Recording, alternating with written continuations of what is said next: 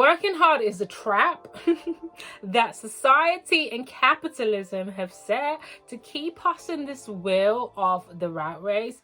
I don't know about you, but I am tired of constantly feeling overwhelmed, burnt out and exhausted, and having little to no time to do the things that I actually want to do and that I enjoy doing. If this is the first time we're meeting, hello, Lorraine, Soft Life Queen over here, and my mantra is balance over hustle every day. I am up to my ears with yet another productivity tip and system and thing that I need to add onto an already overflowing schedule, which makes it difficult to live a balanced life. We hear a lot about having a healthy work-life balance, but that right there is where we get it wrong, because why is work coming before life? Surely it's more important to have a happy, fulfilling life, and work just so happens to be a part of your life. Even though time is more important to me than money, I will be completely amiss for me to say that money is not important,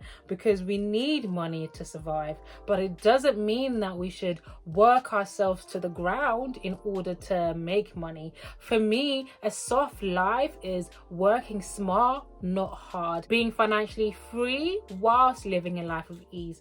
And yes, that comes with investing in time and failing and getting back up again and sacrifices, but not at the detriment of myself, not at the cost of not being present and not being in the moment because I'm working too hard. And I think I have now finally mastered the art of doing more with little effort, getting results, achieving my goals, being successful with minimal effort. If you're new, hello, my name is Lorraine and my channel is Lori Lux, and I focus on all things self-improvement, affordable luxury, lifestyle and a dash of motherhood. If you love all that, I hope that you do subscribe to my channel and join the family. As a mum, someone that's previously worked a 9-to-5, a daughter, a friend, a partner, content creator, I know the importance of managing your time when it comes to having a balanced life. But here's the real tea, here's the secret. There will never be an equal balance in the things in your life. Drops mic, walks out, we can just leave it there. The realization that you cannot have an equal distribution of time and energy of all the things that you have in your life and all the different hats that you wear in your life, that actually blew my mind, that I don't have to balance everything at the same time for me to have a balanced life, for me to be efficient without me having to give so much or even all of myself so that I become successful. So as I'm going through life, certain aspects are going to take more priority than others. So that means I'm going to invest more time and energy in probably one or two things at the same time, and the rest is going to have to take a back seat. For example, I'm a new mom, so when I became a new mom, that became a priority. I was investing more time and energy into my role as a mother and as a nurturer. So that meant that other aspects of my life took a back seat. It didn't mean that I didn't care about those aspects of my life or I didn't want to foster certain relationships. It just meant that I was not able to give 100% in all aspects of my life, that I was going to burn myself out by trying to be everything for everybody, to show up in all aspects of my life. But priorities will change. As my daughter's growing up, I'm going to be stepping back and not feeling as though I have to be there every step of the way and not having FOMO, like I'm going to miss everything. And then I'll be able to focus my attention, my time and my energy in other aspects of my life, okay? If you're a mum, for example, and you want a promotion, you want to go up on your career ladder, that probably means that you have to invest your time in learning a new skill or acquiring some knowledge, which means that you might have to go back to school, right? That might mean that you might not be as visible as you usually are because you're investing more time in your career. It doesn't make you a bad mother. It doesn't mean that you're unorganized, that you don't know how to manage your time.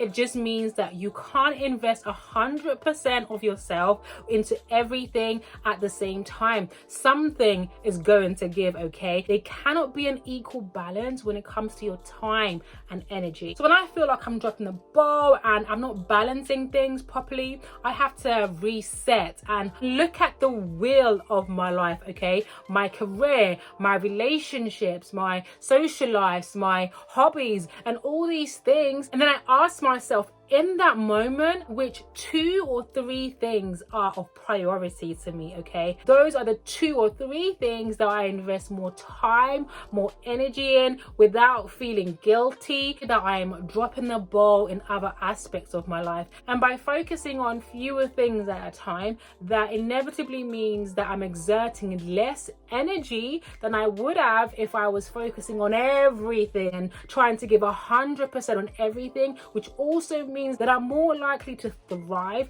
to be successful, and actually achieve the goals of those 2 or 3 things. The next way of doing more with little effort is asking for help.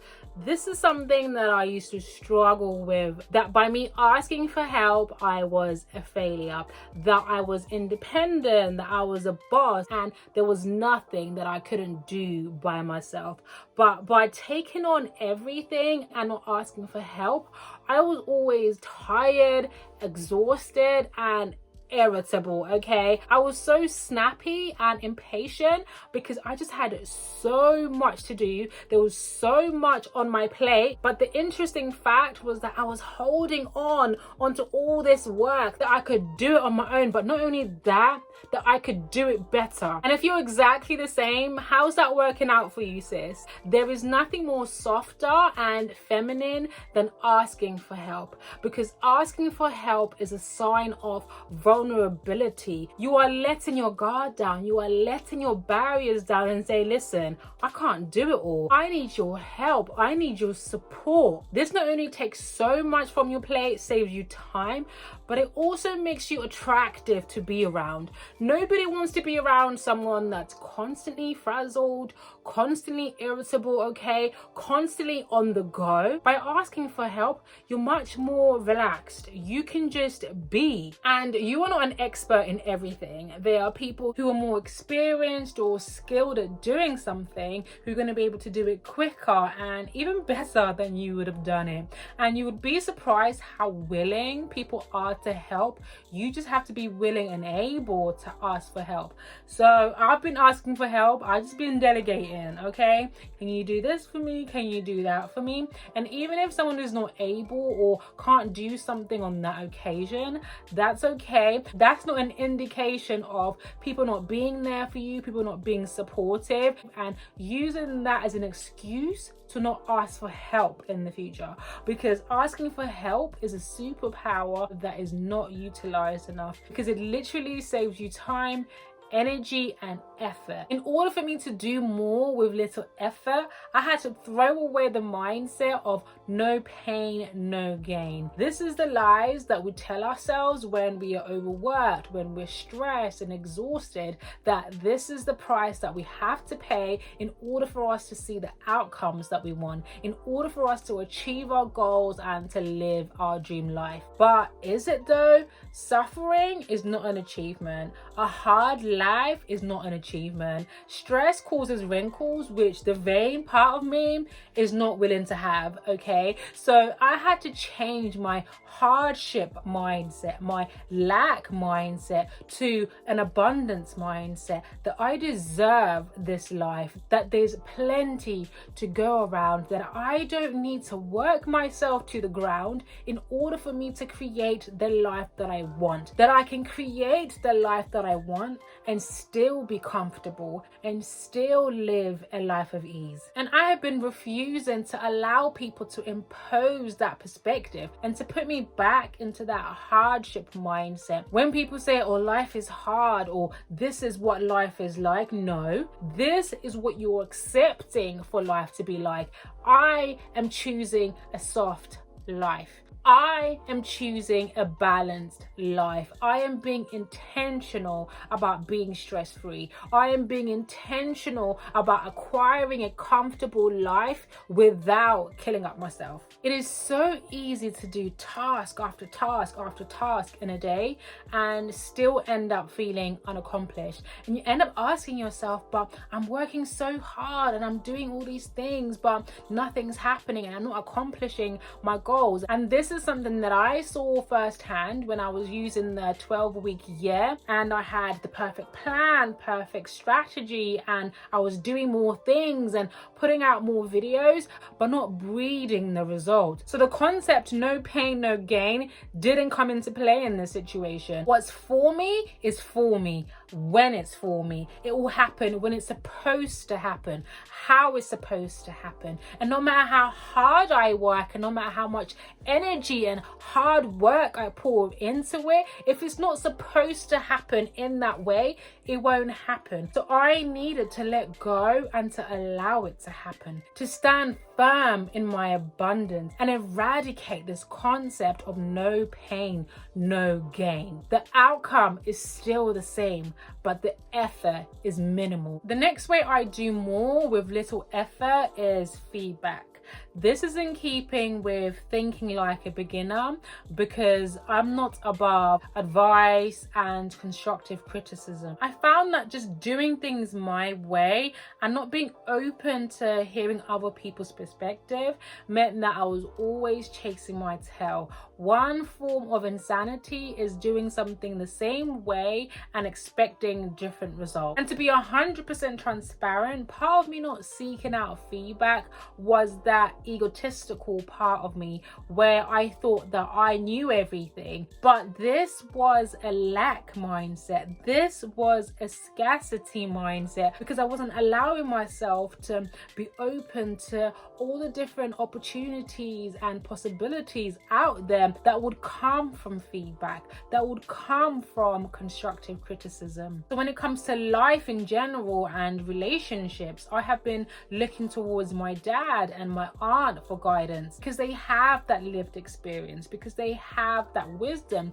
And when it comes to like the business side of things, I have been leaning towards my good friend Natalie, who's a business coach, to help me organize my thoughts, to strategize, to eliminate procrastination. And when it comes to my emotions, limiting beliefs, barriers, I have been leaning towards therapy to kind of unpack that and remove those barriers, to become more emotionally intelligent and unpack those limiting beliefs. Getting feedback has been so useful to me when it comes to repivoting, not wasting time by doing the same thing over and over again, but getting a different perspective and getting a new strategy and a method and focusing and prioritizing on the right thing instead of wasting time. It's kind of the same thing when it comes to acquiring a holistic self-awareness, okay? And I've previously spoken about using Johari's window as a self-awareness tool. So ever since I realized the value of tapping into feedback, I have seen a lot more results in different areas of my life without having to exert as much energy or effort in doing so. The other way of doing more with little effort is relying on systems that work for you. And this applies to our day-to-day life, right? And this is where you see people talk about Notion, Trello, ClickUp as systems that they use to manage their time and their workload. But when I'm talking about systems, I'm talking about routines and habits, because routines and habits are the systems that create a well-oiled life. So if you create healthy habits and healthy routines, you're more likely to have a healthy lifestyle. And the healthiest habit by far is rest. When I've had a good amount of sleep and I am well rested, I'm unstoppable. I am more productive. I have more energy to actually execute my plan and my ideas. I have never bought into waking up early or waking up at 5 a.m. makes you more productive. Waking up early just gives you more time. How you utilize that time is what matters. You could wake up early and still do nothing because you're probably tired or you lack the discipline that is required to do what it is that you need to do. Me personally, I cannot function without sleep and without rest, because from the moment that I open my eyes, I'm already in mum mode. And that's even separate from my house chores, work, and all the other things. So if I don't have sleep and if I'm not well well rested, it's going to be an exhausting day. Most importantly, it's going to be a wasted day because I was too tired to do the things that I had intended to do for the day. And routines like rest allows me to do more, but in a healthy way. I've got quite a few videos on healthy habits, which I'll link down below. Do me a favor, like this video because it helps me out by getting shared to more people who hopefully find it as valuable